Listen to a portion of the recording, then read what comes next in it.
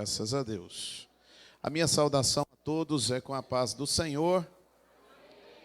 Amém. Abra sua Bíblia, por gentileza. Quero aproveitar que você já está de pé.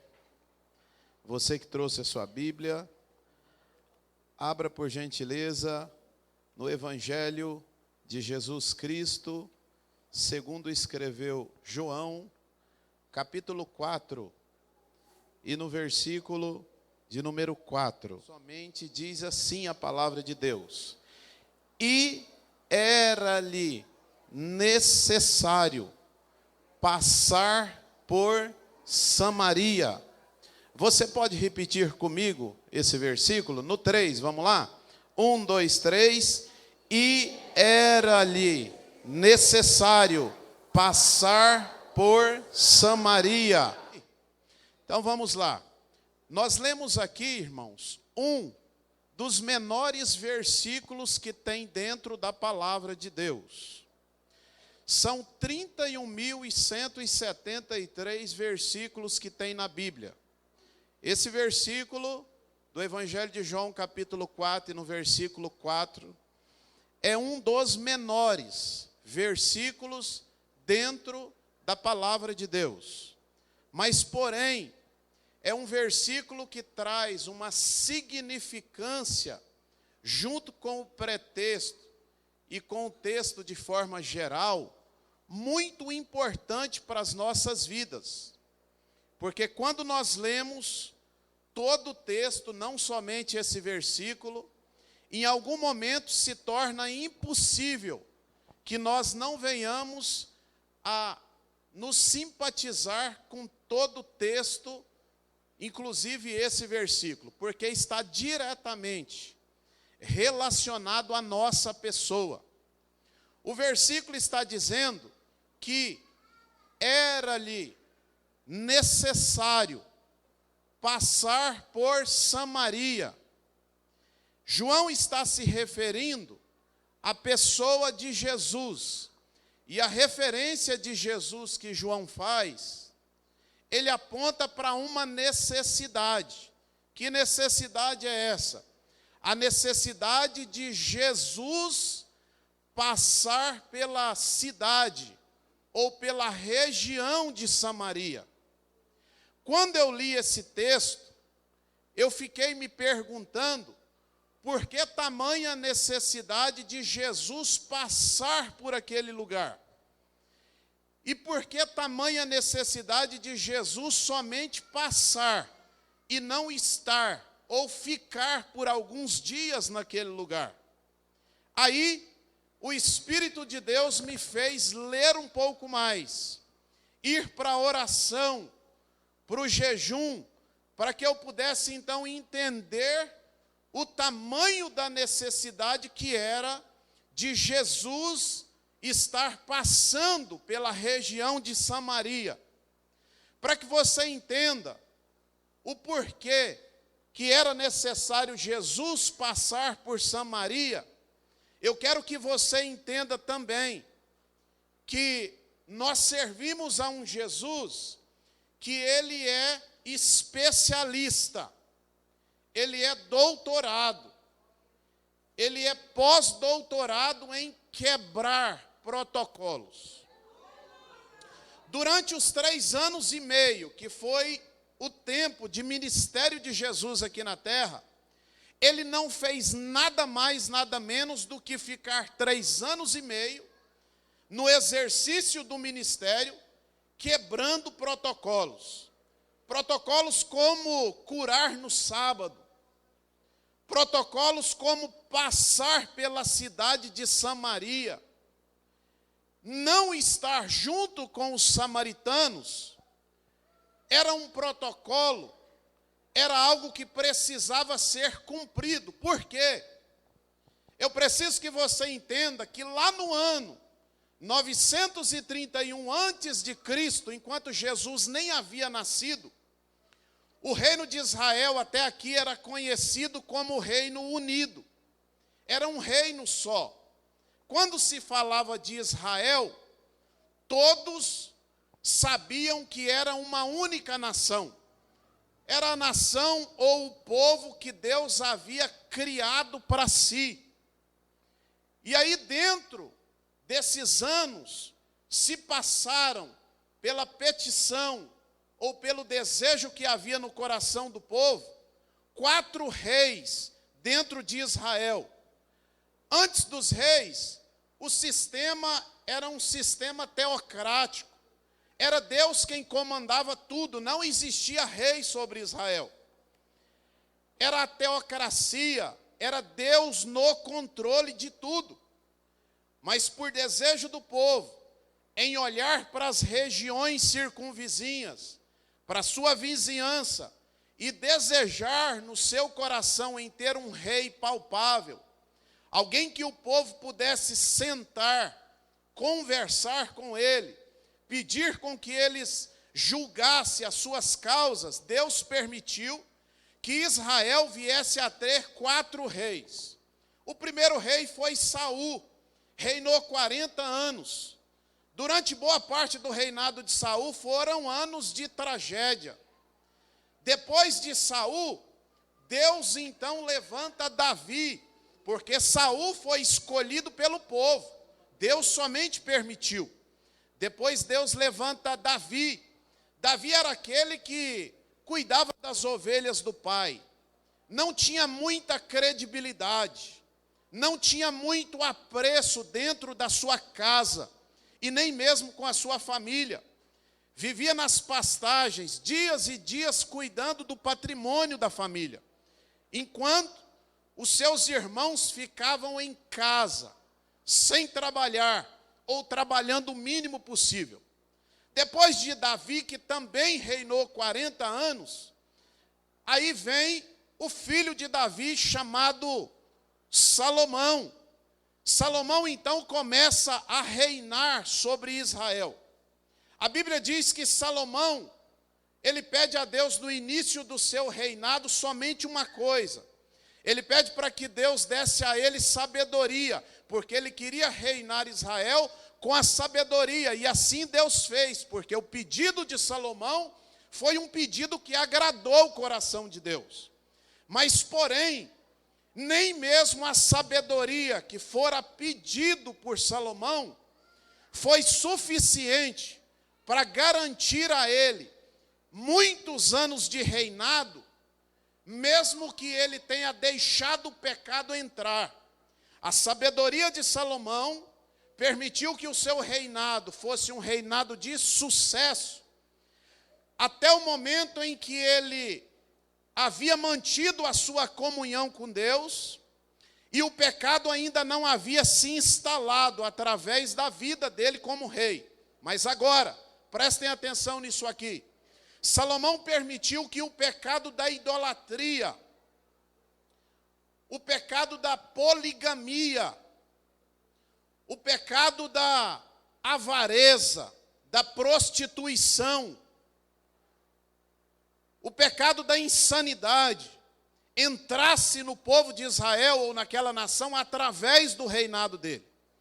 De modo que a Bíblia fala que ele chegou a ter sobre o seu poderio como homem 700 mulheres e 300 concubinas à disposição dele.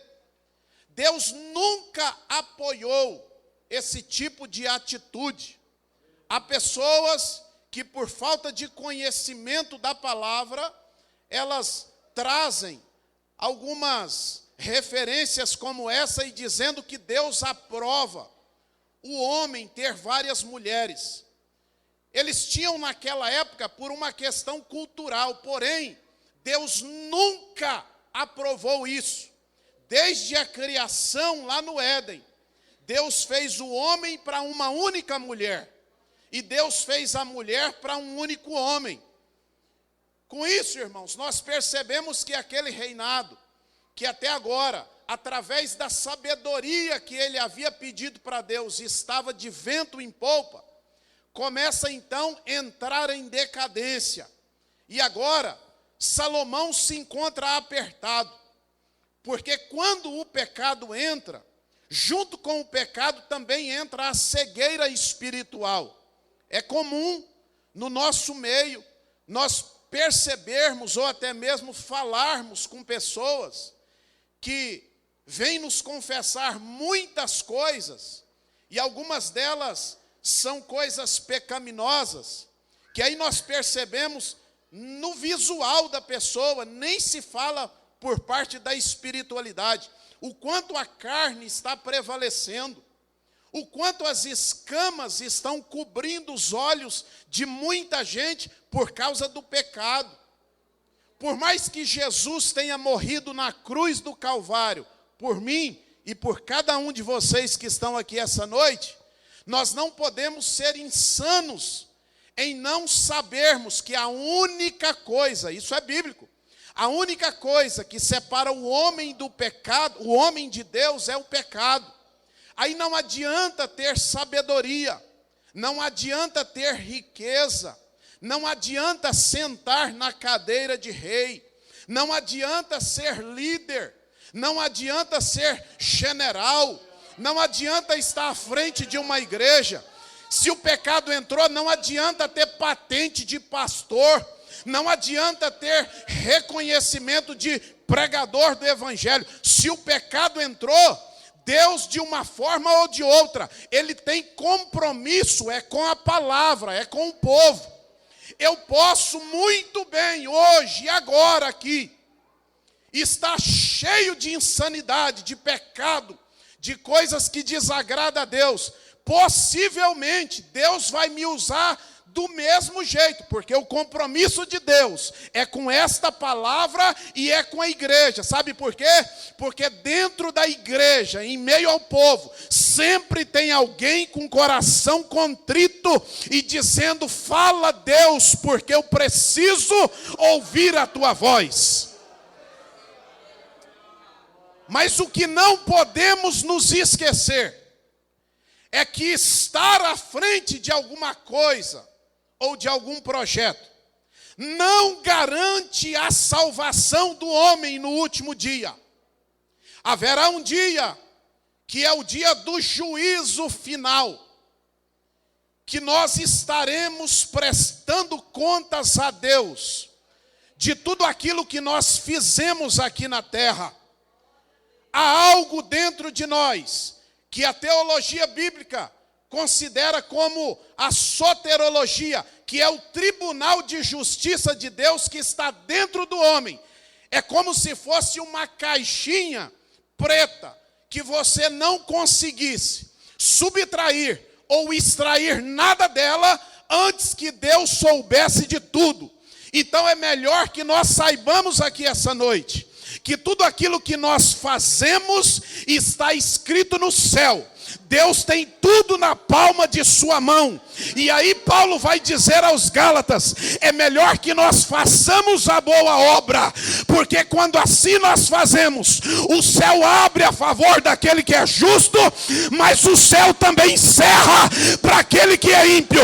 E eu creio que esta noite tem pessoas justas dentro dessa igreja, em meio a essa mocidade que ainda brada para ouvir a voz do céu.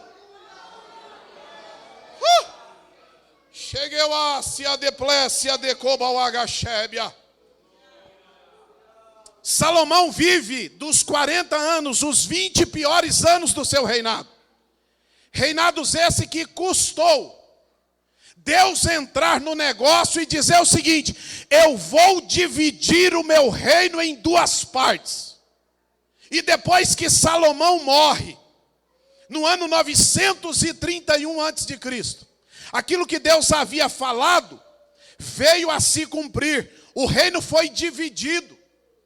Aquilo que era unido agora se tornou a nação de Judá, o povo do norte, o povo do sul e a nação de Israel, que seria o povo do norte. Duas nações, dois povos diferentes. Preste atenção, porque eu estou chegando aonde precisa para você saber o porquê que Jesus quebrou protocolo. Da onde saiu esse povo samaritano que era uma dificuldade de se comunicar com os judeus. Depois da divisão, de um lado, do lado de Judá, em meio ao povo do sul, estava ali agora reinando Jeroboão, Roboão, melhor dizendo, filho de Salomão. E do outro lado, da nação de Israel, Jeroboão, que havia fugido para o Egito e agora retornou e tomou posse daquela região, a pedido do povo.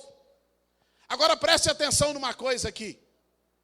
Depois que o reino foi dividido, lá no ano 722 a.C., porque antes de Cristo, as datas são decrescentes, elas não são crescentes.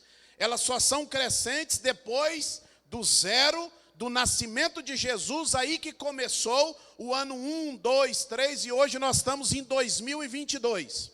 Mas antes do nascimento de Jesus, se você não sabia, pega isso aqui. Antes do nascimento de Jesus, as datas eram decrescentes. Por isso que a divisão aconteceu no ano 931 e somente lá no ano 722, que a nação de Israel, aquele povo que agora estava dividido, a nação de Israel, eles foram tomados cativos pelos assírios, não pelos sírios, mas pelos assírios.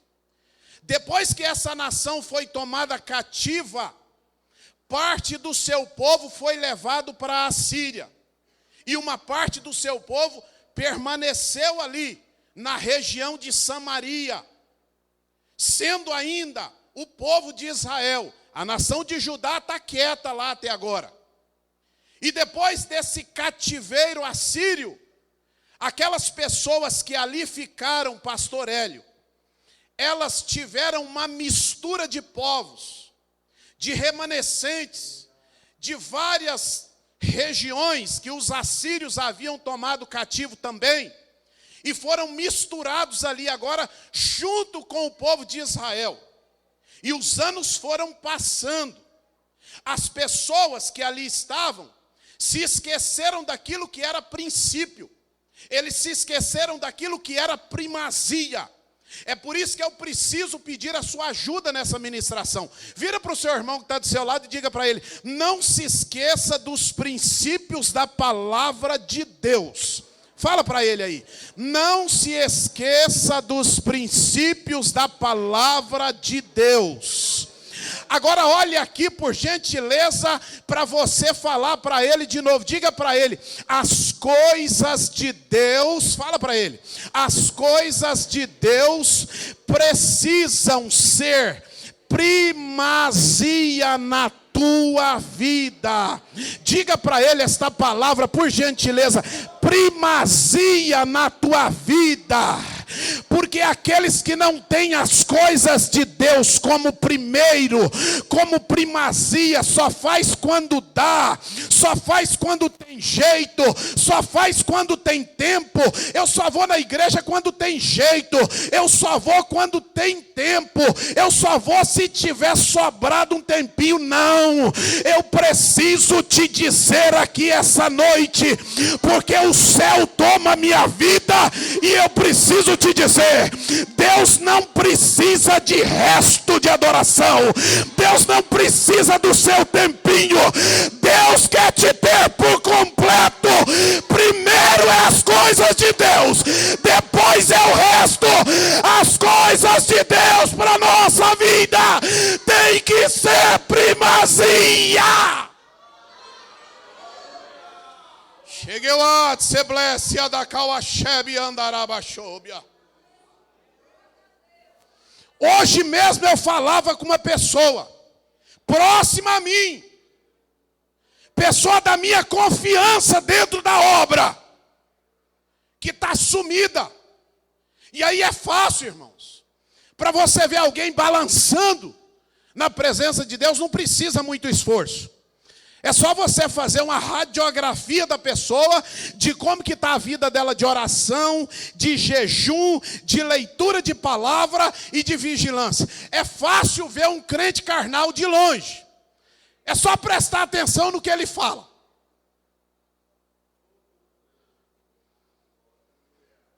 E eu falando com essa pessoa, hoje eu disse para ele, exortei ele: você precisa tomar vergonha na cara, conhecedor da palavra.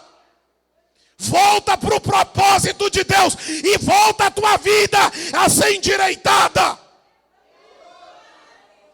A primeira coisa que eu ouvi é: eu não estou tendo tempo, está muito corrido para mim. Eu disse a ele: então prepara para a catástrofe, porque ninguém que tem tempo, que não tem tempo, é bem sucedido na obra e nem na tua vida. Nós até podemos não ter tempo, mas nós podemos não ter tempo para as outras coisas, mas para as coisas de Deus não pode faltar tempo.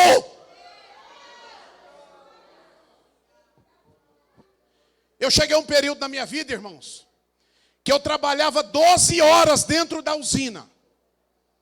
Fazia faculdade, era mais 5 horas. Sentado no banco da faculdade foram 5 anos. Já são 17 horas. Mas eu nunca deixei de orar, de jejuar, de vigiar e de ler a palavra de Deus. Pastor, que hora que o senhor dormia? Minha esposa está ali. As noites que eu mais dormia era 2 horas ou 3 horas da noite. Mas nunca me faltou vigor, nunca me faltou a presença. E Deus me honrou em tudo. Essa noite Deus te chama para primazia.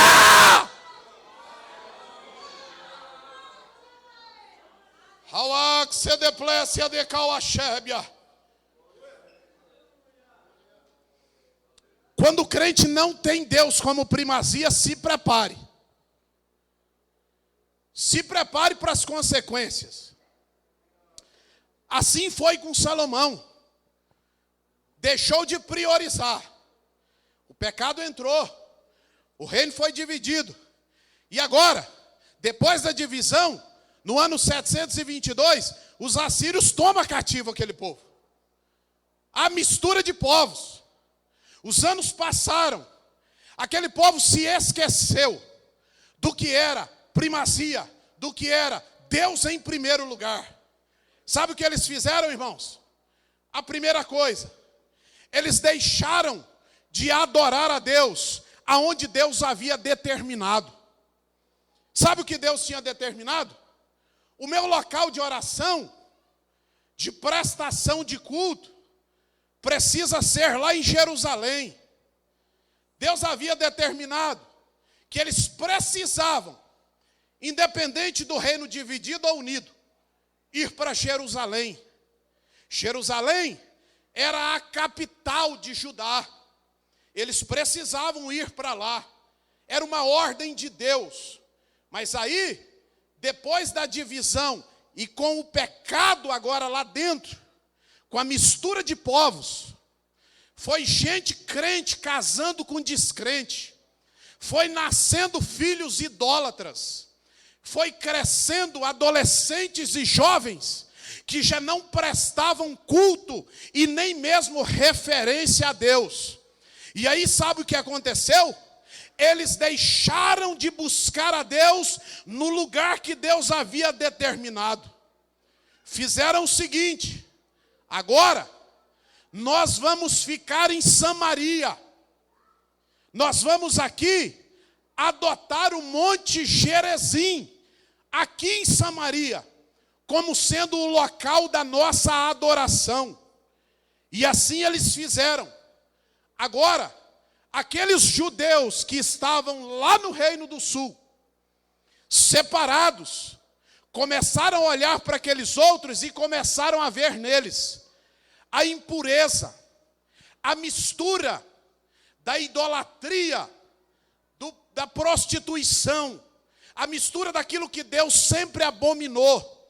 E agora, eles já não são mais considerados e nem reconhecidos, pastor José Arantes, como sendo judeus de linhagem pura, mas eles agora são reconhecidos como sendo os samaritanos.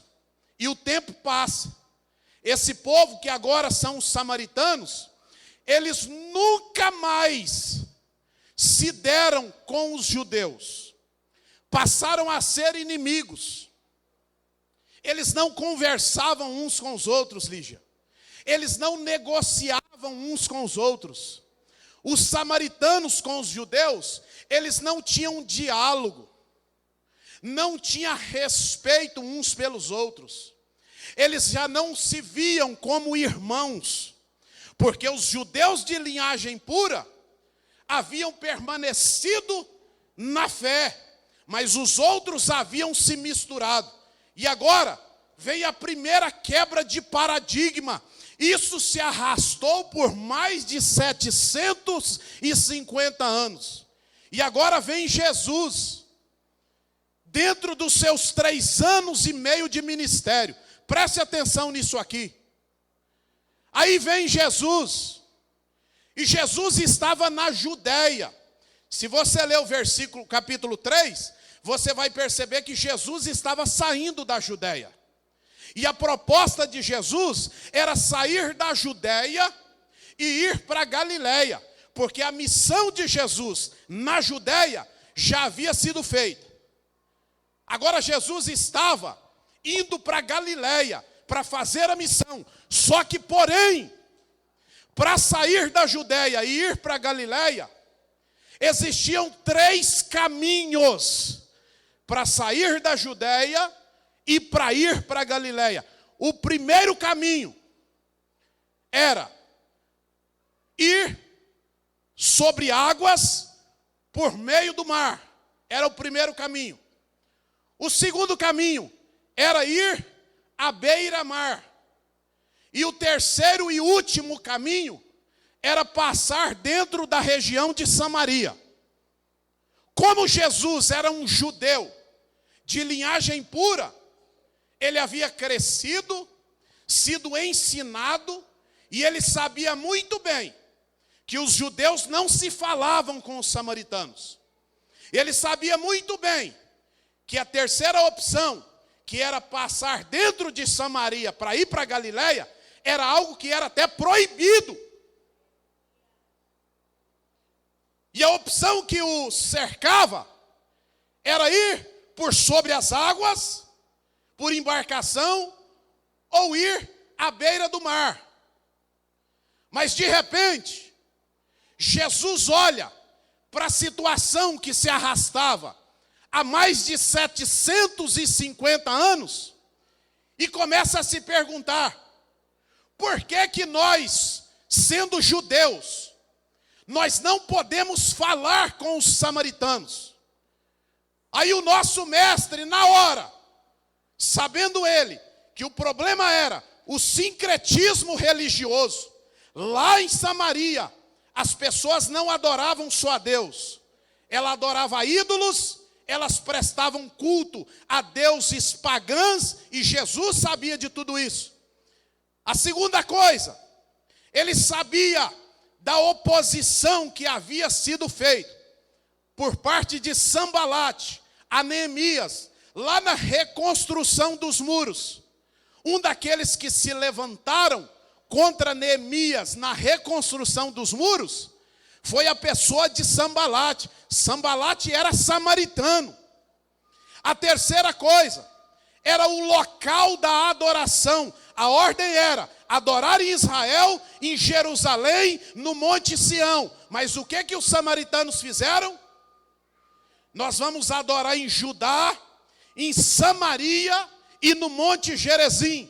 E sabe a quarta e última verdade que fazia com que os judeus não se davam com os samaritanos? Os samaritanos só acreditavam na Torá ou no Pentateuco. Eles só acreditavam nos 5 livros que haviam sido escritos por Moisés. Mas, porém, os judeus de linhagem pura, além de acreditar na Torá, eles também respeitavam o sacerdócio. Eles acreditavam naquilo que saía da boca dos profetas. E os samaritanos não acreditavam. Isso foi a maior causa que levou aquele povo não se comunicar, não se dar bem. Agora vem Jesus, E o texto que nós lemos, o Eberson, diz assim: e lhe foi necessário passar por Samaria. A necessidade era de uma pessoa. Que pessoa é essa? Jesus. E qual era a necessidade? Era passar por Samaria. Quando João falou isso, João estava dizendo: Jesus, ele não passou por sobre as águas para ir na Galileia. Ele não foi pela beira do mar, mas foi necessário que ele passasse por Samaria. Preste atenção numa coisa aqui, irmãos, porque eu vou começar a entregar aquilo que Deus me mandou entregar aqui essa noite. Aleluia. Se você estiver atento, ligado nessa palavra, de uma coisa eu estou certo: você não sai daqui da forma que você entrou. Sabe por quê? Porque cada um de nós que estamos aqui essa noite temos uma necessidade, e a necessidade é que o nosso Jesus passe pela nossa Samaria. Sabe o que Samaria representa aqui? Samaria representa o resto. Samaria representa aquilo que foi deixado por aqueles que têm linhagem pura. Samaria representa aqui aqueles que não eram bem vistos. Samaria representa aqui aqueles que não tinham mais apreço, que não tinha mais palavra de firmeza. Aí vem o nosso Jesus e diz o seguinte: eu não vou pela beira do mar, eu não vou por sobre as águas, eu vou por terra mesmo, e eu vou passar em Samaria. Sabe o que o nosso Cristo está falando? Eu quebro o protocolo da religiosidade para mudar a vida, e ele quebrou o protocolo de Samaria para alcançar alguém que não tinha alcance.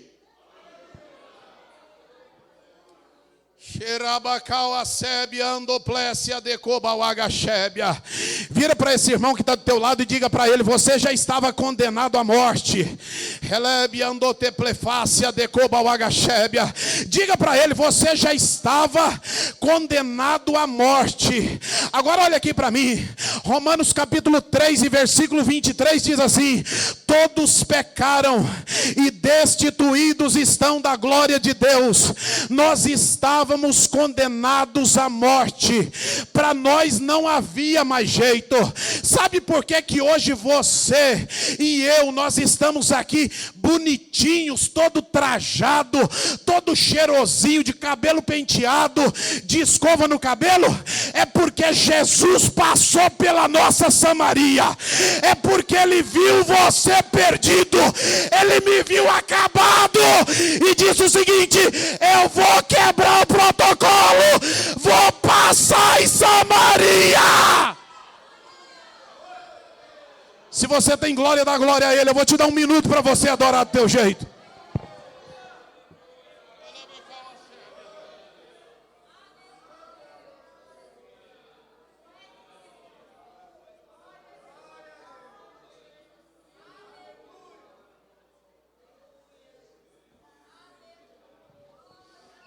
O que seria de nós se Jesus não tivesse passado por Samaria? Por que a necessidade de Jesus passar lá? A Bíblia diz que lá na Samaria tinha uma mulher que ela escolheu por desejo de não ser mais ou não sofrer mais bullying, buscar água num poço, que era o poço de Jacó, por volta do meio-dia, lá em Samaria. Sabe por que ela ia buscar água ao meio-dia? No pior horário, horário do sol quente, escaldante, numa dificuldade danada. Porque todas as outras mulheres que buscavam água naquele mesmo poço, elas iam pela manhã. Só que as mulheres que iam pela manhã, elas olhavam para aquela samaritana e apontavam para ela e acabavam com ela, porque ela estava carregada de pecado. Ela já havia casado com 5 homens, e o 5º que ela estava não era dela. Então as outras olhavam para ela, omitiam os seus pecados, mas olhavam para aquela que era pecadora tanto quanto elas e diziam: ali está uma pecadora, não devia estar junto conosco. Aquelas mulheres que iam pela manhã, elas assentavam em cima da sua ilicidade, do seu pecado, e só enxergava o pecado da outra. Aí a outra, toda envergonhada, escolheu ir buscar água ao meio-dia, porque ela sabia que lá em Samaria, no poço de Jacó, ao meio-dia não teria ninguém, porque as outras já teriam passado por ali. Agora preste atenção nisso aqui. O que ela não sabia era que a necessidade do nosso mestre de sair da Judeia, indo para Galileia, de passar por Samaria, foi unicamente e exclusivamente para ter um momento com aquela mulher. Aí os seus discípulos já olharam logo para Jesus e disse: mas nós vamos passar pela Samaria mesmo? Jesus disse: nós vamos passar pela Samaria mesmo. Chegando lá, a Bíblia diz que o nosso mestre, cansado, ele senta na beira do poço de Jacó, onde ele sabia, pela sua onisciência, que daqui a pouco a mulher viria buscar água. Ele sentou e disse para os seus discípulos: vai na cidade buscar comida, porque eu vou ficar sentado aqui.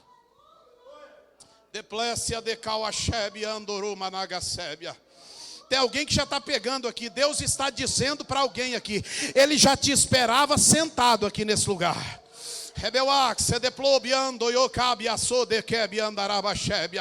O pecado daquela mulher ninguém podia perdoar.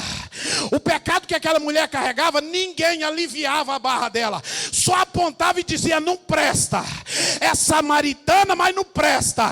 Os judeus então olhavam e diziam: essa é mais podre do que o resto dos samaritanos. Mas vira para essa pessoa que está do seu lado e diga para ele aí: Deus estava te esperando sentado aqui nesse lugar. De que eu ásia de plebe o cabauagauagachébia. O Espírito de Deus já te esperava aqui.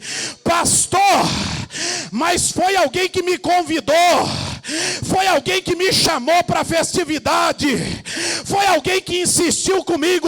Eu preciso te dizer que essa noite, que ninguém tem poder para levar ninguém a lugar nenhum.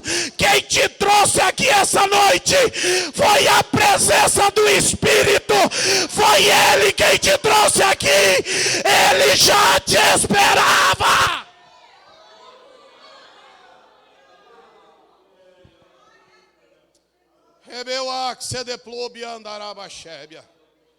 Agora o nosso mestre está lá sentado, sabendo que daqui a pouco a mulher vem buscar água.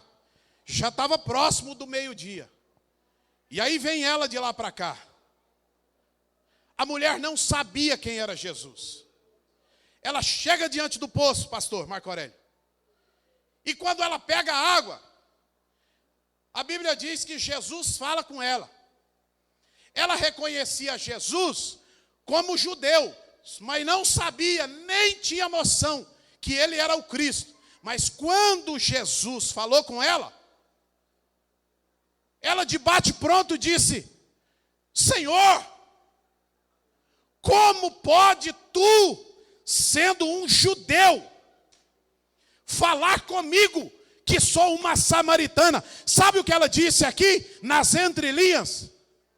Como pode o Senhor, sendo um homem de linhagem pura, de uma linhagem sacerdotal, falar comigo que sou uma impura, uma samaritana, uma mulher carregada de pecado e que não mereço nem ouvir a voz de um judeu. E na hora, o protocolo caiu por terra, porque o nosso mestre, ele é especialista em quebrar protocolo. Chegueu a se deplece de Cobauagachébia. O nosso Jesus é especialista em quebrar protocolo, inclusive em culto como esse. Se ele quiser te curar aqui hoje, ele cura. Se ele quiser te batizar aqui hoje, ele batiza. Se ele quiser mudar a tua história aqui hoje, independente do pregador, do cantor, da liturgia, de quem está dirigindo, é ele que faz. Jesus, como pode tu, sendo judeu, falar comigo que sou uma samaritana?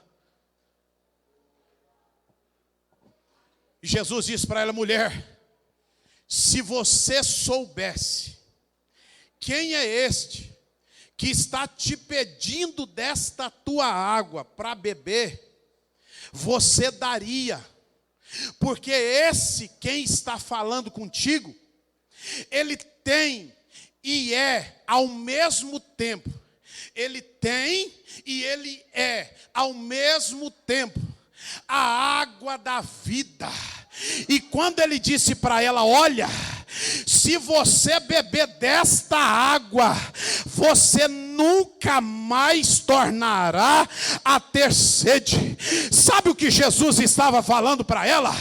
Se você beber dessa água que sou eu, o Cristo, o Salvador, aquelas que apontavam para você, apontando para o teu pecado, para a tua iniquidade, para os teus erros, para a tua falha, elas não vão poder mais apontar, porque a água que sai de mim, ela jorra a vida, e quando ela alcança a vida, ninguém enxerga a morte.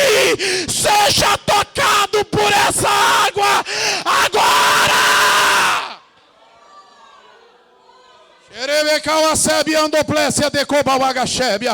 Levanta tua mão para o céu em nome de Jesus, porque eu quero profetizar sobre a tua vida. Eu estou na autoridade do Espírito da palavra aqui essa noite, e eu estou sentindo a autoridade do céu para profetizar para quem está com a mão levantada. A água da vida te toca hoje. Relébia de Cauacebe, Cobauagachébia, de Blefácia, de Cobauagaçu. A água da vida te toca hoje. A água da vida te alcança hoje. Os teus pecados serão perdoados. Os teus pecados serão perdoados. A água te toca hoje. Levanta a tua mão para o céu. Seja tocado aí agora. Adore a Ele, adore a Ele, adore a Ele.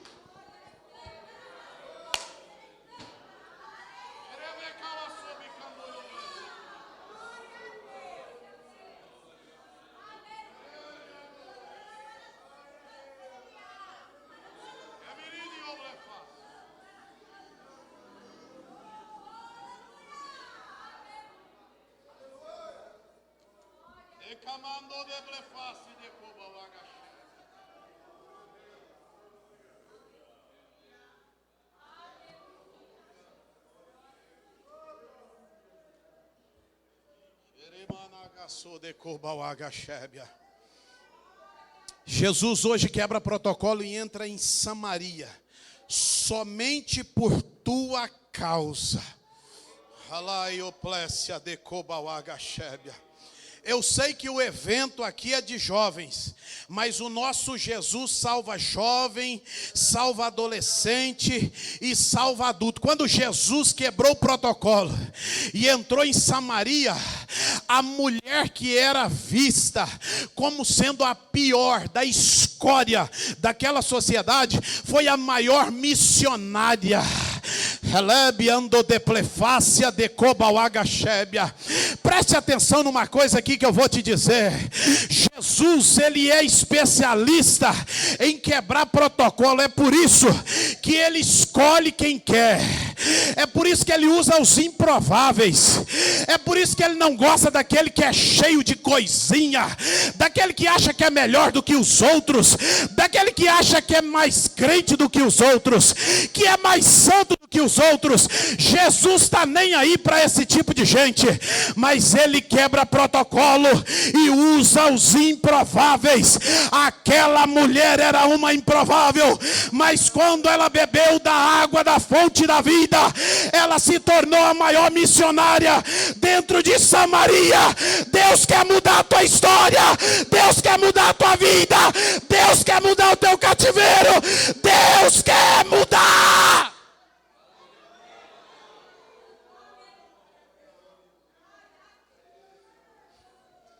Eu vou encerrar, mas eu quero fazer um paralelo aqui para você escolher. Para você escolher o que você quer. Aqui, pastores, nós temos Jesus com todos os discípulos que foram na cidade buscar comida e voltaram com a comida, pastor José Arantes. E somente a comida. Eles não levaram ninguém lá para a beira do poço onde Jesus estava sentado. Foi todo mundo buscar comida. Voltou com a comida e mais ninguém. Provavelmente, eles foram até aquela cidade e nem abriram a boca, pastor Ubiraci, dizendo: olha, o nosso mestre está aí conosco, vamos lá ouvir ele.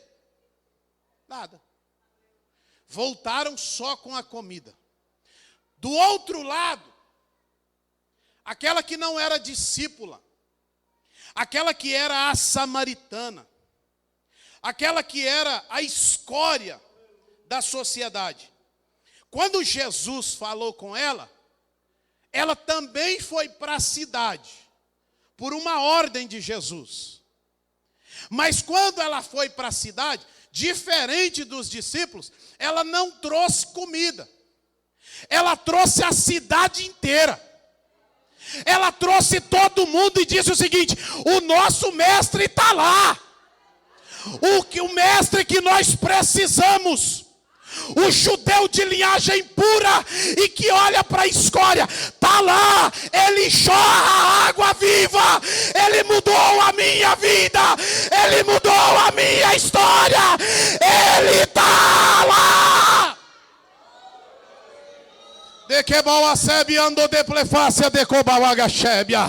Você pode ser um missionário cheio de coisinha e não dar fruto, ou você pode ser igual aquela samaritana, permitir-se ser curado e ser o maior missionário da tua casa.